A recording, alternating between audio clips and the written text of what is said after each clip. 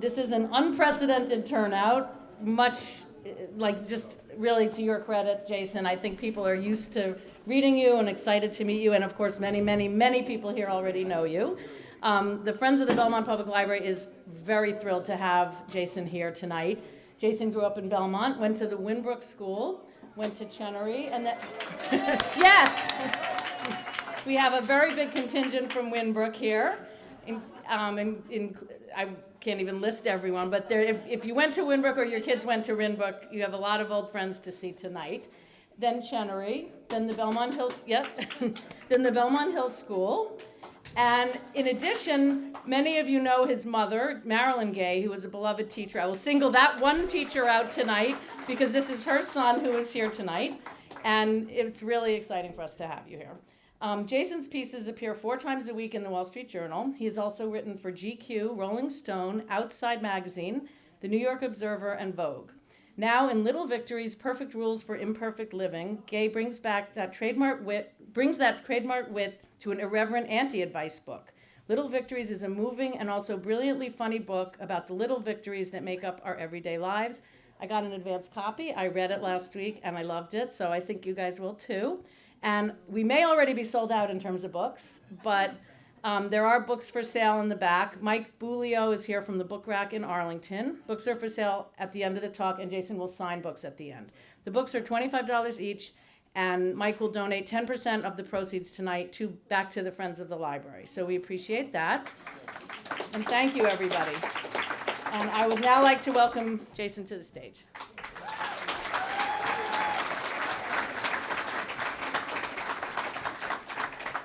Thank you so much. Welcome to my mother's book reading.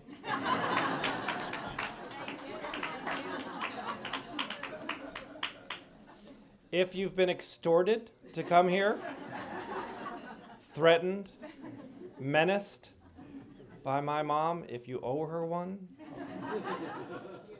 I owe you one. It's an incredible privilege to be back here in Belmont. Something I didn't necessarily think I would say when I left Belmont in 1988 to go to the University of Wisconsin, but there's nothing like the passage of time to make you appreciate a place, and there's certainly nothing like having children of one's own to understand what brought your parents to a place like that. And I have very young children. I mean, truly, they're so young. I will go anywhere to support this book. Anything that's not... This could be a truck stop on Route 9. I will go and speak there if I don't have to go and feed those children.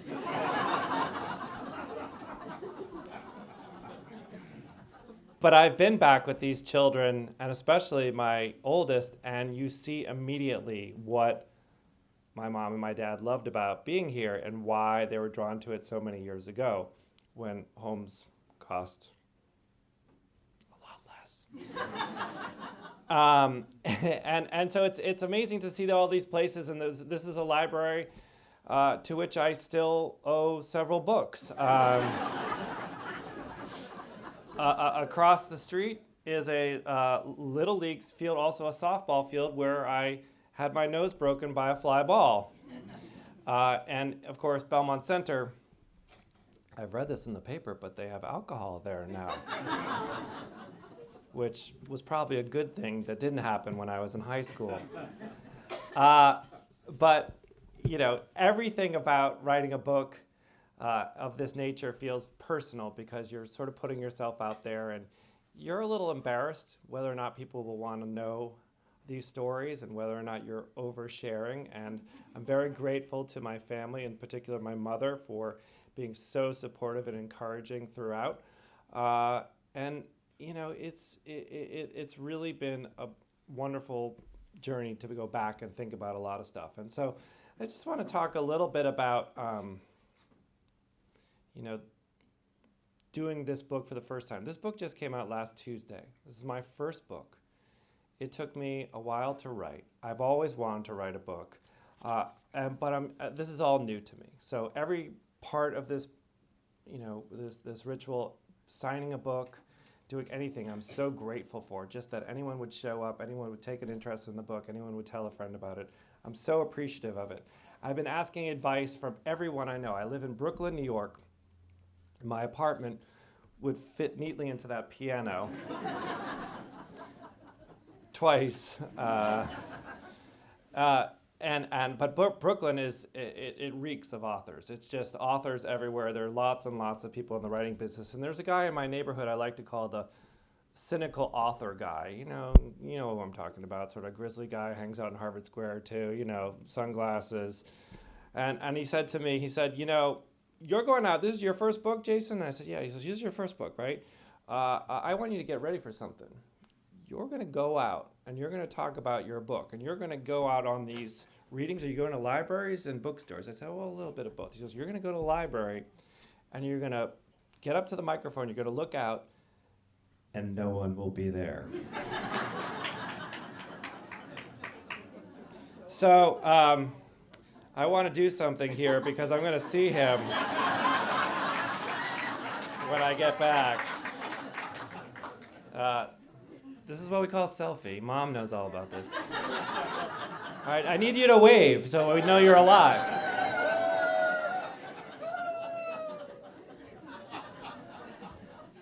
I'm going to also send that to Sebastian Younger. I hear he had just as many people, if not more. But my book doesn't even have a rainstorm.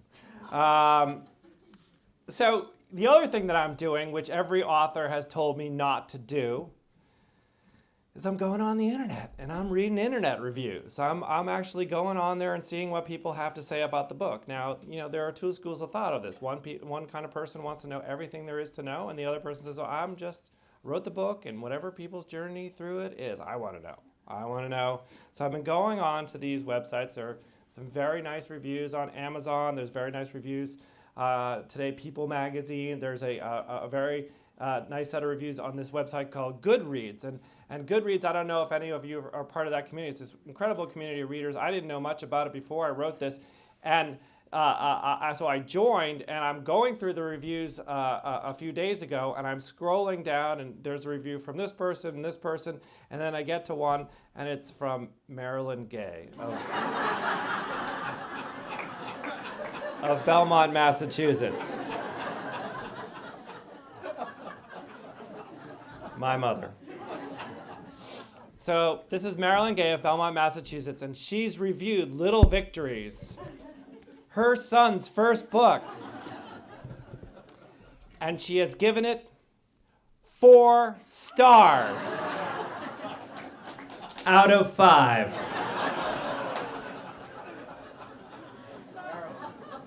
Now, don't get me wrong. I'm not an ungrateful person. If you were to give this book 4 stars, I will take it. I will take it every day and twice on Sunday. I am grateful for a 4-star review. But this is my mother we're talking about. And I thought the whole point of this, even if my mother was one of the great literary critics, and my mother is a very good literary critic, she's been a teacher her whole life, she has a stack of books on her bedside table. My whole childhood was reading books off of that bedside table. Some books I probably shouldn't have read off that bedside table. Danielle Steele. Portnoy's Complaint. But, even if Mom thought that, the book was above average, really 4-star material, isn't your mom supposed to give you, like the charity star? And so I really began to panic because, as I said, Little Victories is a book about my family. There are intimate details about my upbringing, my childhood, my wife, my children, my father, my mother, everyone in our family. Had I done something to offend Mom, my mind raced and I put a bad taste in her mouth. I see her and I talk to her a good deal, but had something gone awry? And I wanted to call my brother and tell my brother that Mom had given me 4 out of 5 stars. But I knew exactly what my brother would say, which was, "That's the best thing I ever heard." So I went back about this, and then I went to my editor, and I said, I have to tell you something, My mother gave my book 4 out of 5 stars, and my editor looked at me and said, "That's the best thing I ever heard." And so finally, I got in touch with Mom, and very trepidatiously, I asked Mom, I said, "Mom, the review, it's 4 out of 5 stars. And I should add, there was other panic that I had. Another panic that I had was, what if the 4th star had been the charity star?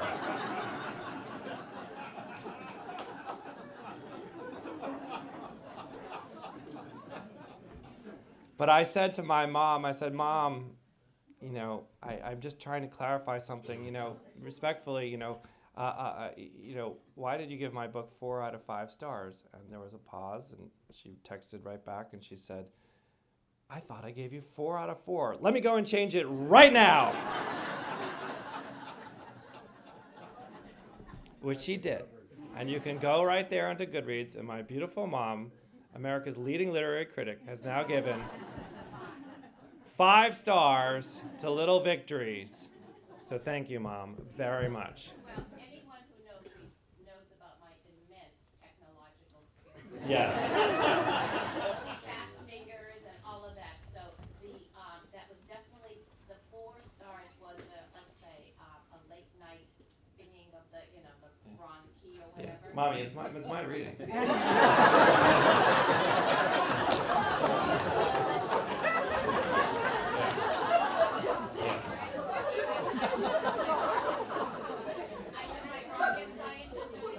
Yeah. Yeah. I know. I love you very much. Yeah. For those of you who have bought books, Marilyn Gaye will be signing them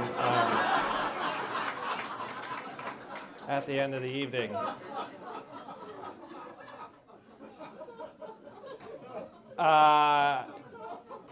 Just quickly, I want to just say what this book is about, if you're wondering why all these lunatics are here. This book began as a silly idea, frankly. I wanted to write sort of a spoof of an advice book. I wanted to write a rule book, basically, for people who can't follow rules. I have a long life of, perfectly good imperfection, and I wanted to write, an advice book for people who don't like advice books. And, this is the truth. I don't really believe that life satisfaction, we hear all the time that, the most important things in life are these seismic events, whether it's, going to college or having a family or buying a home or climbing Mount Everest or swimming from all the chairs at Underwood Pool all the way around, being able to do that and get your certification, which I failed to do. Doing all those things. And the truth of it is that it's oftentimes the little things. We were told to not sweat the small stuff, and I truly believe that. So if you can have those kinds of things, if I can remember to plug my cell phone in before I go to bed, if I can get the children out the door without either one of them crying, if I can get the children out the door without me crying,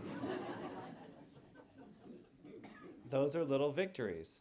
But then something happened along the way. As many of you know in this room, my father got sick. My father, who had been, a mentor to so many people in his life, was diagnosed with pancreatic cancer.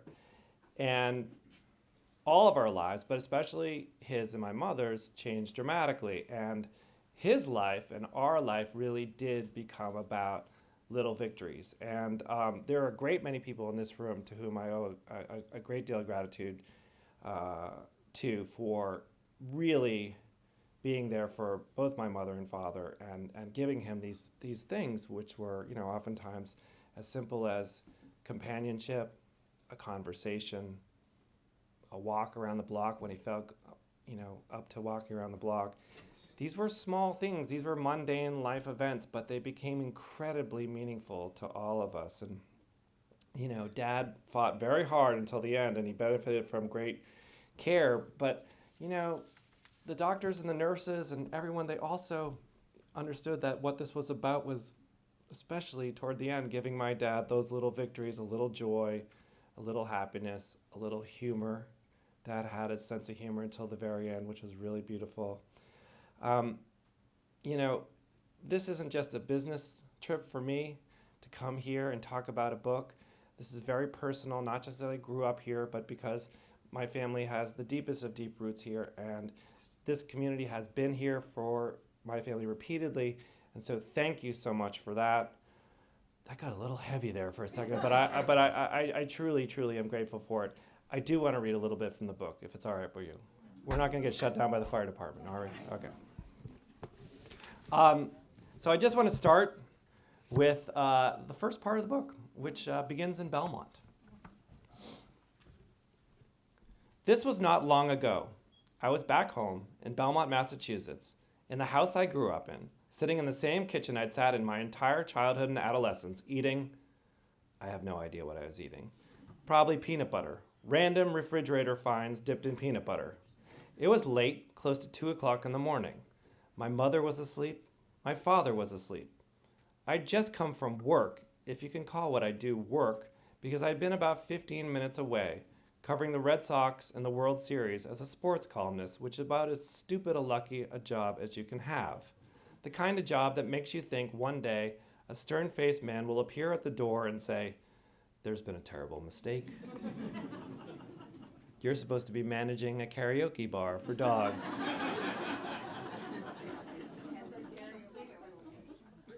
In the morning, I had to fly back to New York City, and I knew that upon waking, I would bicker with my dad about what time we needed to leave the house to get to Logan Airport. This was always our comical argument, our version of Abbott and Costello.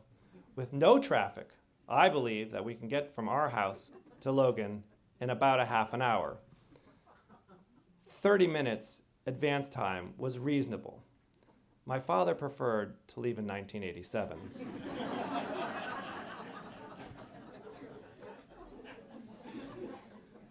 In the darkness, the kitchen looks so small. Let me be the 10,000th person to point out to you that the house you grew up in does not resemble the house you visit as an adult. Its scale is lost, its proportions change, the artifacts of your childhood have been rearranged or sometimes vanished altogether. The old couch, the one with the funny buttons on the back, where did that couch go?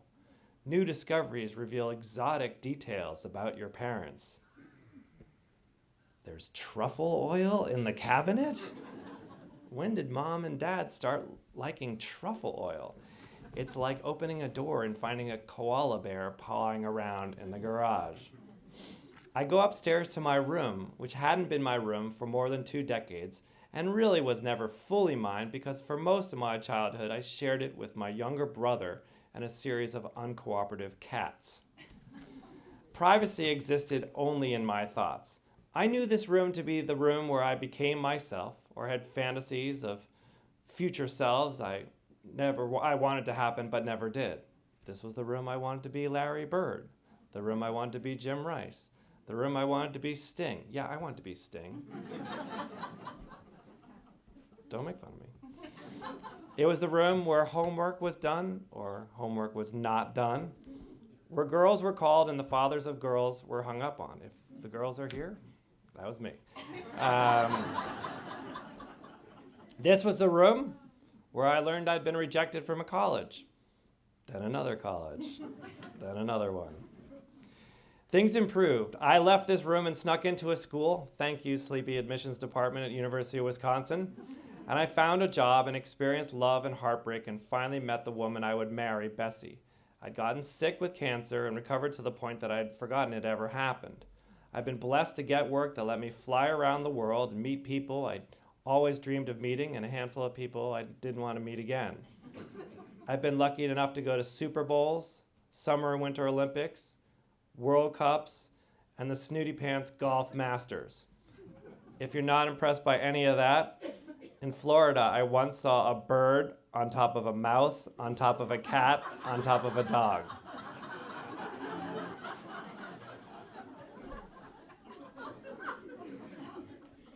I sat awake in that room, and all of that backstory rushed over me. I'd been so happy and so unhappy in moments here, but in the moment, I mostly felt extremely fortunate to have lived here in this house, in this town, with this family and these parents, and I tried to think of all the things that had influenced me along the way. Sometimes it's easier just to think that life's path is just chance, a fluke of randomness. And yet, it's not really random at all. Not when you think about who you are and what you wanted to be and all the miles that have taken place in between. And I thought about all the people who had imparted advice to me. Good advice, bad advice, inside and outside my family. I'd had plenty of mentors. Mentors I sought, mentors I didn't. Good bosses, jerk bosses, great coaches, ambivalent coaches. You think you're on your own out there, but you really are not. Nobody figures this out alone. I have my own children now. As I write this, my son Jesse is 3 years old, or soon to be 3 years old. My daughter Josie is a happy, hungry newborn. The first thing they teach you about parenting is that it's a surrender of control. That's not true. The first thing they teach you is to take that diaper immediately out of the house and bury it in the trash as quickly as possible. But the second thing they teach you is it's about the surrender of control. And this gives parenting a kind of breathless feeling, frightening, exhilarating, especially if you're someone who thrives on scheduling, arrangement, punctuality. Abandoning those expectations can be the greatest liberation of your life. Like nothing else, parenting makes you realize sharply that you are now in the position of the advice giver. You're the role model, the example, whether you're ready or not. It goes without saying that the best examples, and this is what my dad was like, the best examples are the examples quietly set. But that's not always easy, convenient, realistic. And we're all prone to lapses and embarrassing behavior and tantrums of our own, especially if it's between 4 and 6:30 p.m. on the Mass Pike. We are not always our best selves. And yet here we are, at the wheel, assigned with the task of shaping a real-life human or humans. And with that is a slightly nauseating rush, comes an appreciation of all the advice that you've received before, especially from your own parents. Like you, they weren't perfect, but they probably did the best they could. I didn't know it at the time, none of us did, but a few months after this visit, Dad would get sick. Our lives would change. All our energy was dedicated to improving what time he had left. A science teacher, my father was full of wonderment about the world. He was the kind of person who could take an hour to explain the Northern Lights or a toaster oven. For the coming year, life would not be about the big play, the grand gesture, the long-term scheme. The focus would be upon creating greater, smaller, perfect moments, the moments we all pursue that bring us temporary relief and happiness. Little victories. So,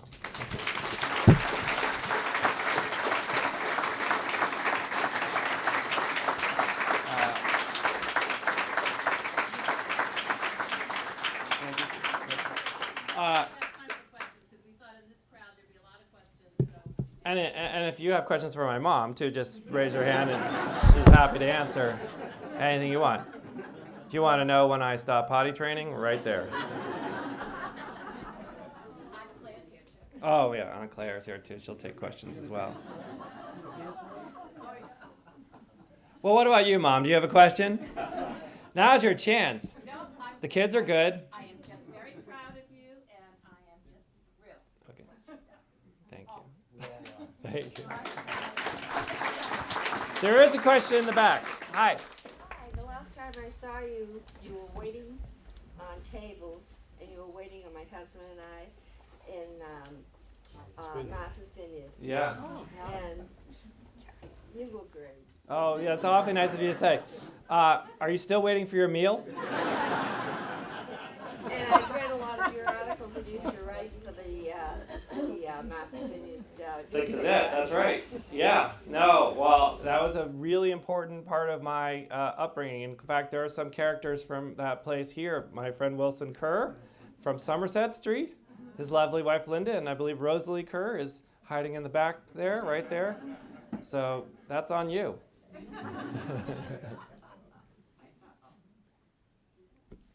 Yes, sir. Oh. Mrs. Pisano. You know, I left my glasses in the taxi, so it's not antisocial. I cannot see who you are. You hit it out of the park with this thing. Oh. This is fabulous. And the gentleman next to me, whom I never met before, said to me, he's the only sports writer worth reading.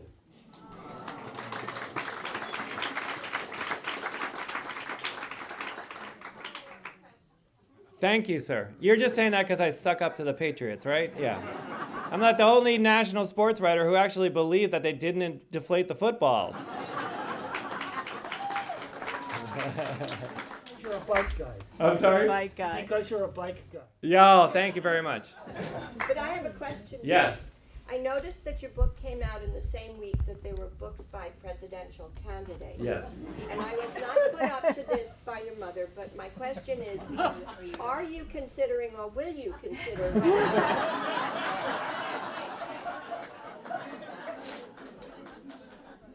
Well, if this night has proven anything, I just do what mommy wants.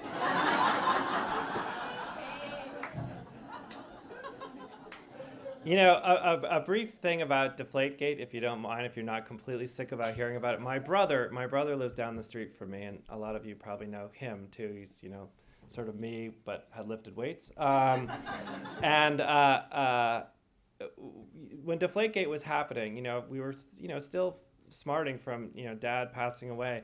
And the irony was not lost on us. Dad was the biggest Patriots fan. He was obsessed. I mean, he never watched the fourth quarter because he always furiously shut it off, having a panic attack.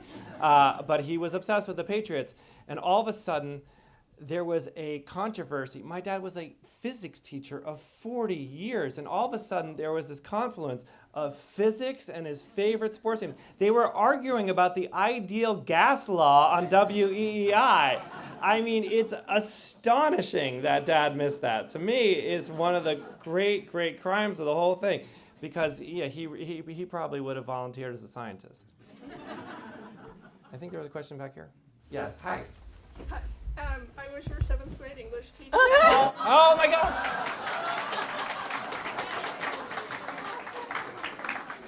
I would just like to tell you all that even in 7th grade, Jason had not only a satirical wit about him, and more importantly, he had a voice, even in 7th grade.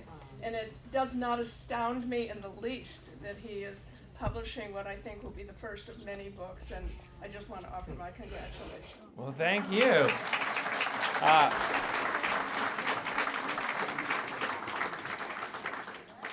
I feel like this is your life. That's Bobby Brennan, my 7th grade English teacher at Chenery Middle School, and who had an incredible influence on me. And you know, if you don't mind my telling this story, also affected my life in a way where she reached out. I was starting as a sports writer, not at the Belmont Citizen, but first at the Chenery Middle School pamphlet, sports pamphlet. And I was writing very verbose assessments of the junior high school basketball game, which she sent to her friend Ron. And Ron would write back to me these, I've seen Ron quite a bit because he's at a lot of sporting events. He's written back some quite critical assessments of my 7th grade basketball stories. But I could not believe this. This is Ron Borges, who's written for the Globe and the Herald, and you know, known all around New England.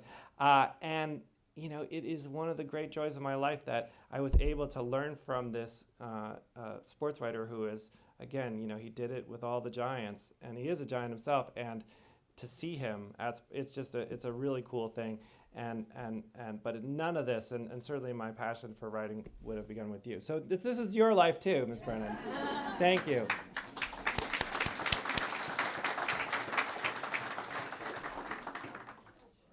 Yes. Which is your favorite sport to cover? Baseball.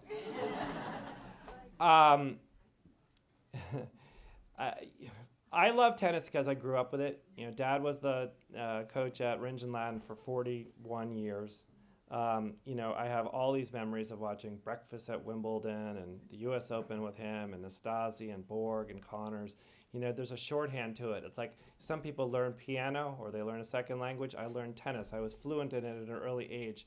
And when I got back to sports writing, one of the real pleasures of it was to be able to get around it, and it came back really quickly.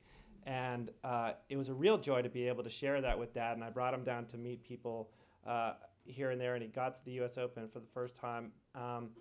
But, the truth of it is I love all of it, and that's not some sort of political answer. The fact of the matter is that one of the great things about sports, and, I believe that they are games. I believe that they are not things to be taken seriously. I don't think parents should be tackling each other out in front of the hockey rink. All that nonsense I don't think should be happening at any level. And we all are accustomed now to picking up a sports page, and it feels like a crime blotter, or it feels like, just, ugh.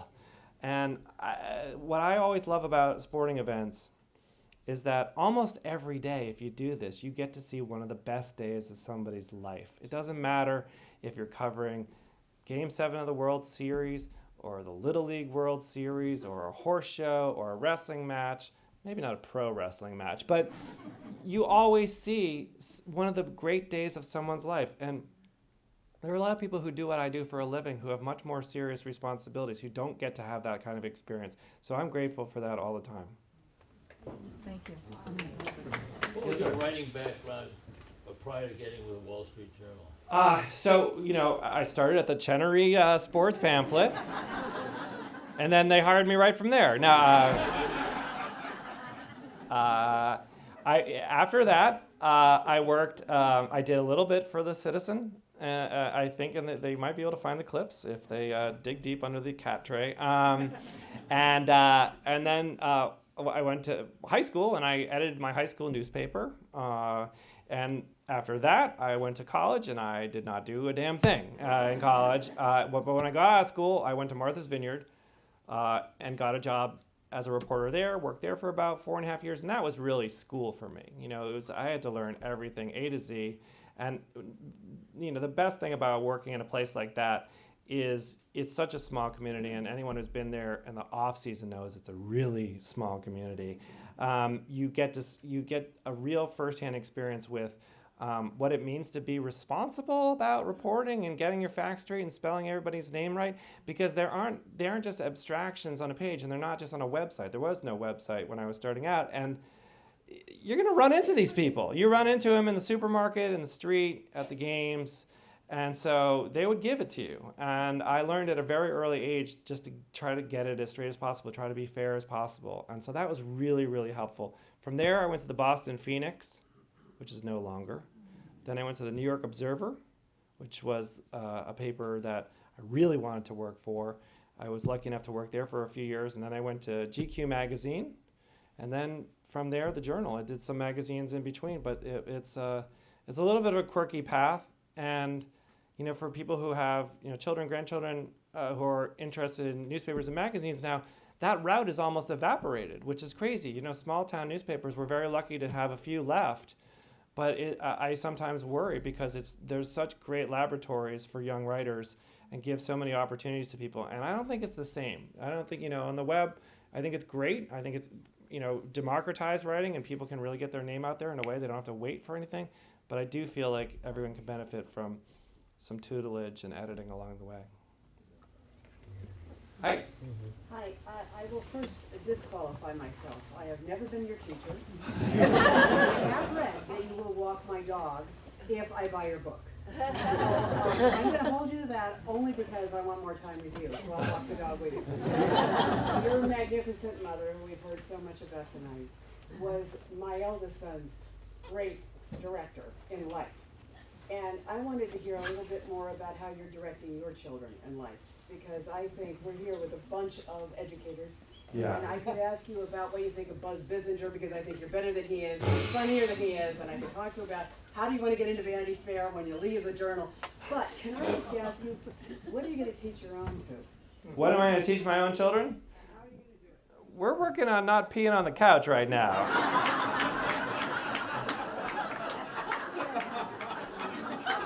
We're starting there. But I will tell you, and what you said is really the essence of parenting. It's the most important question, right? How will you be the guide? And I wish I had a real clear answer for you. What's funny, and I've already seen happen, my wife is a teacher. She teaches at the school down the street, and it's been a great bonding thing from both my mother and my father before her.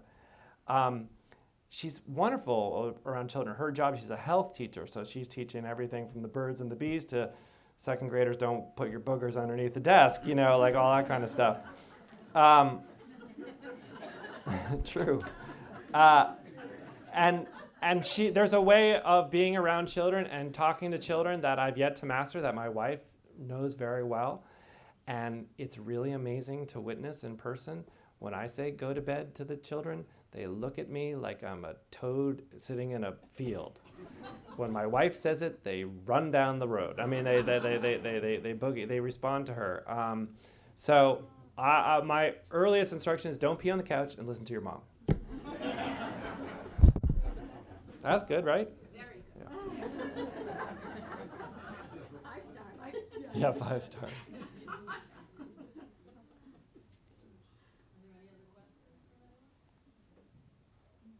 Yes.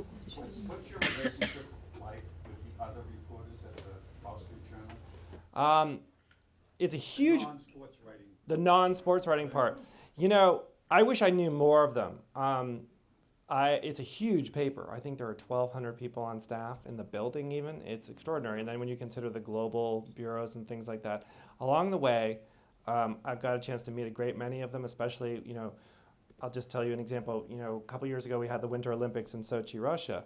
The Journal has a 12-person bureau in Moscow, so all of a sudden 12 people come down who are American-raised, who speak fluent Russian, who can just take you around the countryside and tell you everything you want to know. I mean, I've never met smart people like I met, this is embarrassing, but magazines, I've worked at both of them. Magazines are full of a lot of people who aren't so smart who think they're really smart, and newspapers are full of bona fide, really, really smart people. And I say that as someone who's not really smart, as more of a magazine person. But they are, so we cross paths when assignments cross. Like, for example, right now, I don't know if you're following any of this stuff about the crackdown on fantasy sport, FanDuel. Because it's here, right? DraftKings or FanDuel is in Boston. Right now I'm talking to legal correspondents, so we share notes and work on projects together every once in a while, but I don't know everybody, Still got to flip through that guide. Is there somebody you want me to point out or knock over? All right. Yeah.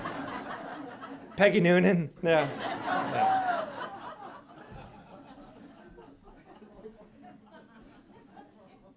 Hi. Hi, I'm just curious, did you study journalism in Wisconsin? I didn't. No. I didn't. And I don't have a fixed opinion about it. I know people have there's a debate of whether or not it's practical to study journalism, especially as a postgraduate thing. I don't have a strong opinion about it. I think if it works for you, great. And I know a lot of people who had really valuable educations that way. I needed it. I just happened to get it at a small town newspaper. Hi. Did you play a lot of sports? Poorly, yes. I played very bad youth basketball over there. I played very poor baseball over there. I never learned to skate properly. When I went up to Belmont Hill, I ran very slowly. I played a lot of sports poorly around here. Yeah. Love them all, though. Yes? How did you decide to write the book?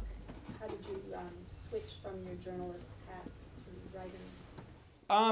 There was a little bit of a thread from the journal column that I've been writing about rules. I had been writing these Thanksgiving columns about Thanksgiving touch football, which for whatever reason people thought they were funny. They were just little guides to what it's like to play with your family at Thanksgiving, and people shared them around the holidays. And so that sort of took on a little bit of a life, and I started having a conversation with book people about maybe modifying that somehow into a book. But I knew I didn't want to do a collection, stuff a bunch of columns into a book. And I wanted to do something all new. And I also wanted to do something that wasn't exclusively sports. There's sports stuff in here, but it's certainly not a book for, a sports fan can read it, but it's not, I wouldn't categorize it at all as a sports book. I mean, it's a humor book, and I think that people will, if nothing else, get a kick out of it. The idea is to make you laugh. Yes. We've been laughing our heads off listening to your book. We've got the CDs.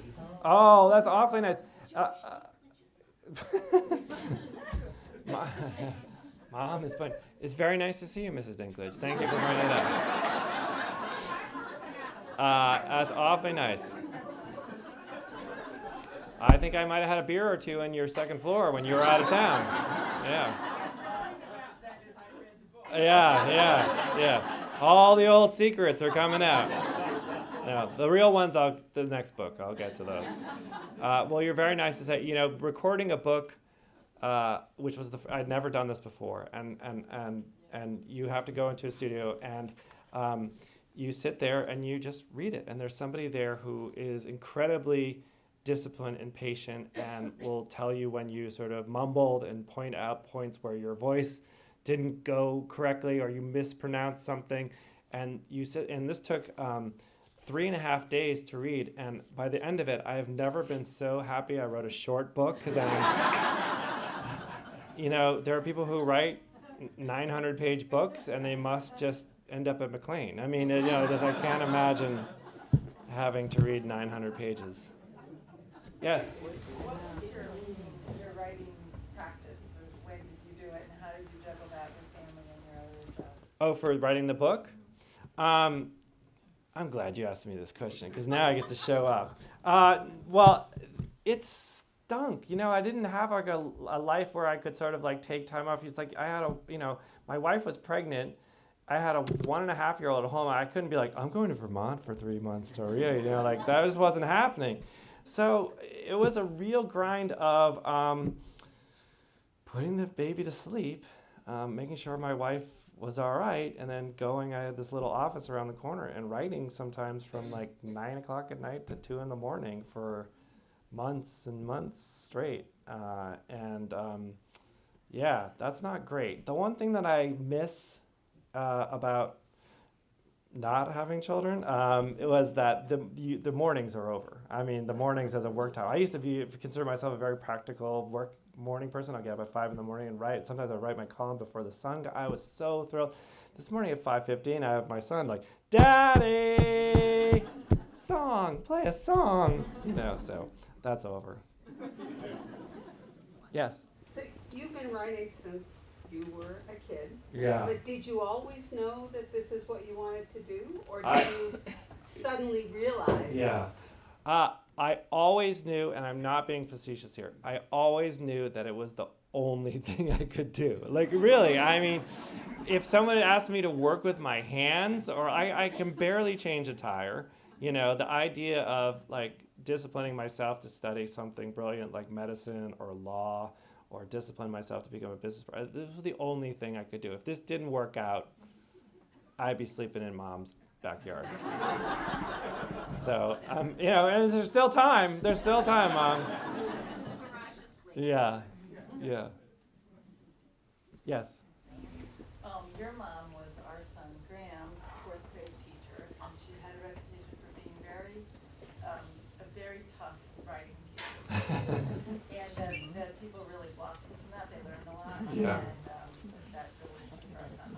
So I was curious what influence your mom had, like, as you were going through the school years, did she say, like, wow, that's really not a clear paragraph at all, or can't you elaborate on that? I think my mom, was very encouraging of, my reading and writing because, she can tell you better than I. It was the thing that I was pretty good at compared to other stuff. I really struggled. I mean, C's and D's in math and science and things like that. And so writing was, the saving grace for me academically. So I've always felt my mom was in my corner that way.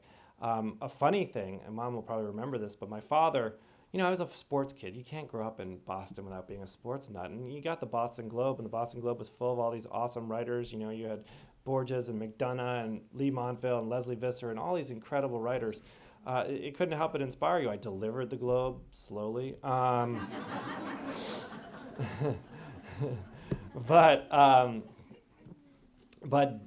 there was a period of time, I don't know if you remember this, Mom, where Dad would this is in the grand tradition of whatever your parents say you can't do is what you become.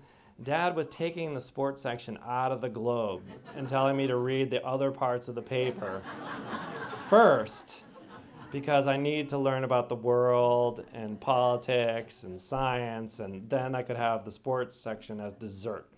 So obviously that worked great. Yes. Yes, you were my sister's tennis instructor. Oh. Way back when. I don't know when. ago, Belmont High School. This really is This Is Your Life. And 25 years ago. Oh my gosh. She doesn't play tennis anymore. Are you gonna serve me papers tonight, bro? That's like I never do the serve. dereliction of duty. Okay, when was the last time you played tennis? Oh, no, I've played since, but I'm not very good. But at least I thought. Well, it's pretty warm out tonight. I think those nets are still up down the street. If you have your racket, we can just go over and work on the serve.